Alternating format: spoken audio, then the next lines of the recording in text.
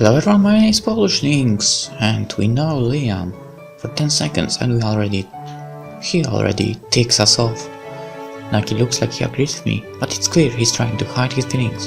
Aki, on the other hand, doesn't seem bothered at all. Ah, so you're visiting your uncle today? No, I live here. Yeah, but it's not your house. He looks a little hurt, and she does him otherwise. Really? That's even cooler. Must be kind of boring for you, though. Huh? I was looking around earlier, and nearly all the doors are locked. His wounded expression quickly transforms into one of pride. That's because you're a visitor. You don't get many access privileges. I'm allowed in, like, every room in the house. Like? So, not all of them. Only like. Aki's eyebrows shut up. She definitely looks interested. Yeah, well... Liam looks to the side and mumbles. There's like a lock on his office in the security room. Those rooms are pointless anyway. Oh, well, if that's all. Aki shrugs casually and Liam relaxes his shoulders.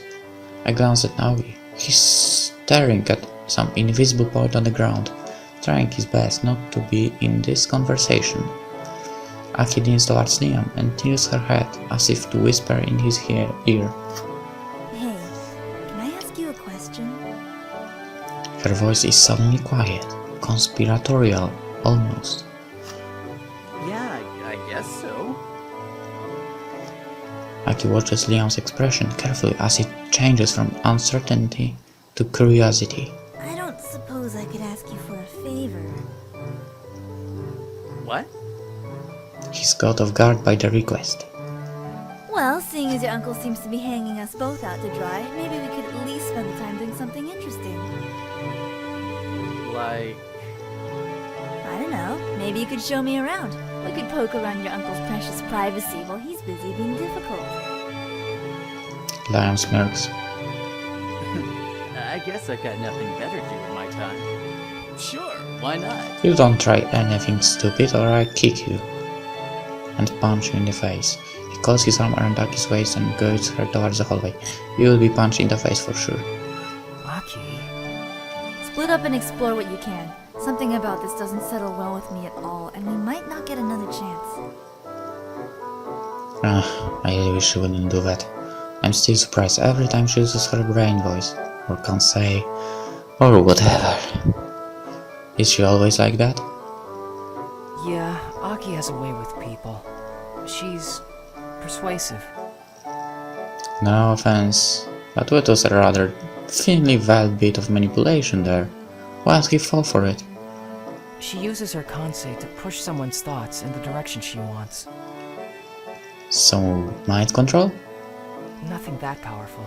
Just subtle suggestions, like a whisper in the back of your mind. I hope she doesn't intend to use that on me. She can't. Hello, Limei. Huh? What do you mean? Those with Kansei are more sensitive. You'd know it's her voice. Oh, To us, it sounds like she's speaking directly, but normal people only feel like they've just had a random... Why do you have a skull in your hair? Naoki gazes at the floor and kicks aside some imaginary dust with the side of his foot. I don't know, did I notice before that she has a skull in her hair? What? Nothing. We should probably get going. I'd rather not split up if we don't have to. I don't do well exploring new places. You're not leaving the house. How bad could it be? Well, I got stuck in an elevator once because I couldn't figure out how to get it to go to another floor.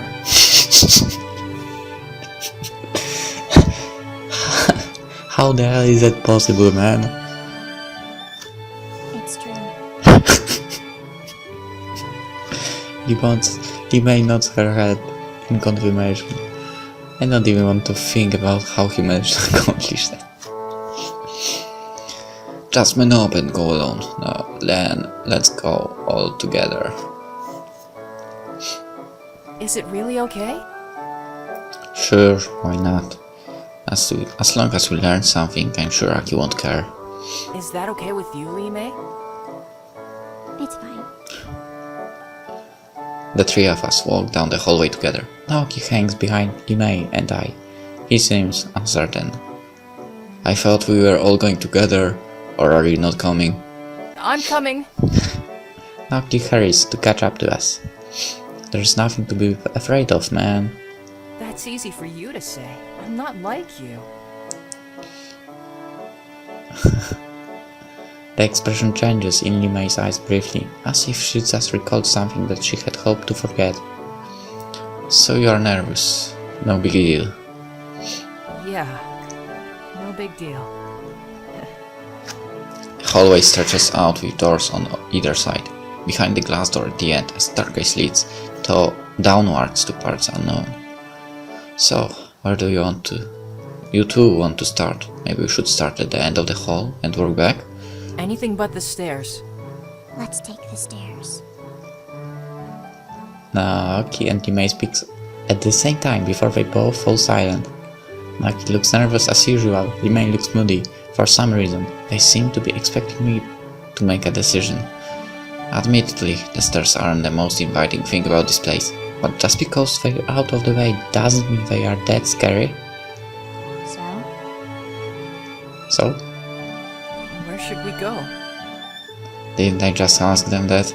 Why am I the one who has to decide now? Last door on the right, take last door and stairs. It's not as if we won't have to check out all this place eventually anyway. Okay. I like Limei, so I will take the staircase. What?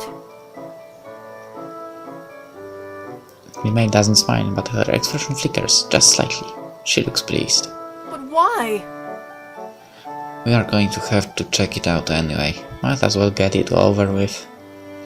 I guess that makes sense. The three of us descend the stairs. Limei leads the way, striding confidently down while Naoki clings to the handrail with both hands. Dude, nothing's going to happen. Are you sure? Okay, what exactly do you expect to happen? You think a ghost is going to leap out at us? No, but if there were a ghost, you'd see it, right? No. What makes you think that? Lee May said you could sense when someone nearby is dead. Sorta. It's more like being able to sense strong emotions, I thought. Fear mostly. Sometimes desperation. I pick on the emotions of someone once they realize they are dying. It's really only the powerfully negative stuff. It's not like I get warm fuzzies from grandmothers who die in their sleep. I'm sorry. I can't imagine having to live like that. Well, I can't imagine not living like this. It feels like most of my life has been a... Dead end. What? Limei points to the door at the bottom of the staircase. Oh, I head down the stairs and inspect the door. It looks like the rest of the doors in the house. Every time I touch it, it beeps at me, but it doesn't budge. Looks like it's shut tight. Sophia did say that we'd only have access to certain areas of the house. I guess that doesn't include the basement. Then let's go back. Naoki leads the way as we return to the hallway. That wasn't so terrible, was it? Well, no. By the way, you mentioned that Limei told you about my ability. She's the one who noticed you first. When you used your Kansei yesterday, she felt it. The emotions of the deceased were amplified in you. I see. Seems like nothing escapes this girl. Well, should we keep exploring the house? Yeah, let's get... Uh-oh. Uh-oh. Something is happening. Ugh. Whoa, are you okay? I don't feel so good. It's happening. What's going on? I feel my stomach churning. Limei looks ill, too. Please don't. Scared. He's scared. Who? Kansei? I clutch at my stomach. Everything feels so light. It's Mr. Otten. I race down the hallway, still clutching at my stomach. Mr. Otten! I stumble up the staircase, barely stopping for breath as I head toward Mr. Otten's office. Naoki chases after me, stopping short at the top of the stairs. Something is wrong with Mr. Otten. I rush to the door and pound on it frantically. Mr. Otten! Mr. Otten! Kansei grabs me by the shoulders and pulls me away from the door. Let me in! There's something wrong!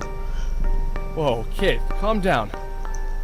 I feel like I'm about to throw up, but I doubt Detective Kansei would appreciate that.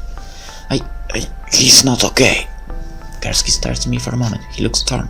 I can tell he's not exactly ready to trust me yet, but I think he also feels like something is wrong. Finally, he turns to Sophia. Mr. Otten has been unusually quiet for a while. Are you sure everything is okay? Is there any way we can force ourselves in? Sophia doesn't look pleased by his request. It's certainly unorthodox. I don't think Mr. Otten would be pleased. I think he'd be even less pleased if he needed medical attention and we didn't get it to him. Sophia sighs and nods. Very well. The only way to open the office without express permission is to reset the security system. And how exactly does one do that? Someone needs to reboot the system manually. Then someone else has to enter the restart code within 10 seconds of the system being rebooted. Sounds complicated. No, it doesn't sound complicated. It's meant to provide maximum security for Mr. Otten. I'm the only one here who knows the code, so someone else will have to go to the basement to reset the power. If you mean down the staircase, I think the door is locked to visitors. It is, but I can open it from here. Once you head down there, everything will be fine. Detective Kansei glances over my shoulder. Alright, Naoki, go reset it. What? Why me? Somehow, I get the feeling Naoki says that a lot. Doesn't look too thrilled to have to go back down there. Don't worry, I'm sure you'll be okay. Why don't I go down there instead? Well, if I go, that might be a bad idea, but if I stay, I might be able to get to the body. However, he might be stuck there because he was capable of getting stuck in the elevator. But you were down there, almost. Don't worry, man, I'm sure it will be okay. Right. Naoki doesn't seem too inspired by my words, but he leaves anyway. We stand in awkward silence for a few minutes before the lights flicker off. As soon as the lights power back on, Sophia punches in a rapid-fire series of numbers into the keypad beside the door. The door swings open and the three of us crowd into the doorway.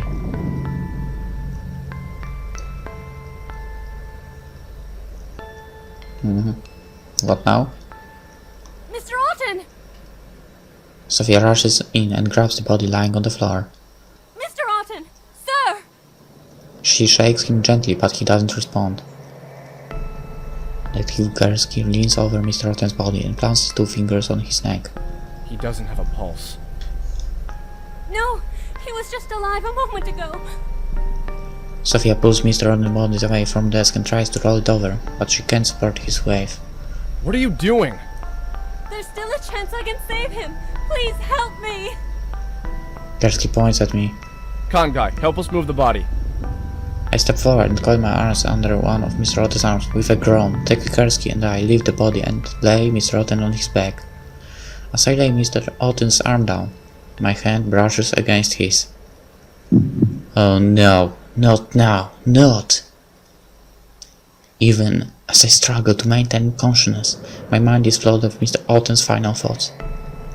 I'm hot, but it's not because of my surroundings. I feel like burning up from the inside. I can't breathe, and all I can feel is fear. Why didn't I protect her? I never should have let her be with him. I wish I had never met him. No, I wish I could have stopped him. I was so close. No matter what, he mustn't find it. Please, someone, anyone, keep it safe. The world must be protected at all costs. I opened my eyes slowly. I'm kneeling on the ground, but Kersky and Sofia aren't even looking at me. Sofia has her hands on Mr. Otten's chest with her fingers interlocked.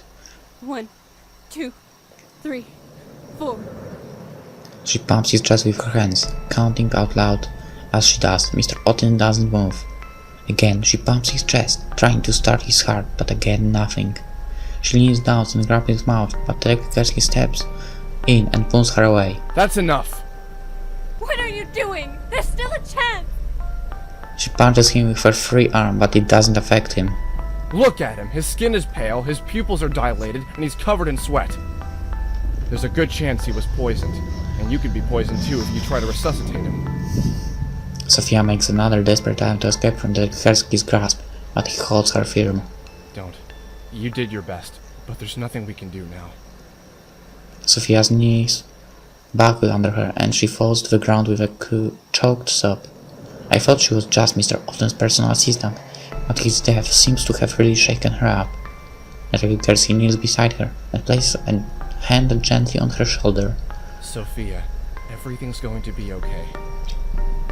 She shakes her head, but when she opens her mouth to speak, all she can do is sob. I back out of the room slowly. They really don't need me here right now. In the hallway, Naoki and Limei are waiting. Limei said he's gone. Okay, this talk will be held for the next episode. Well, that was interesting. Hopefully you enjoyed. See you in the next one. Bye.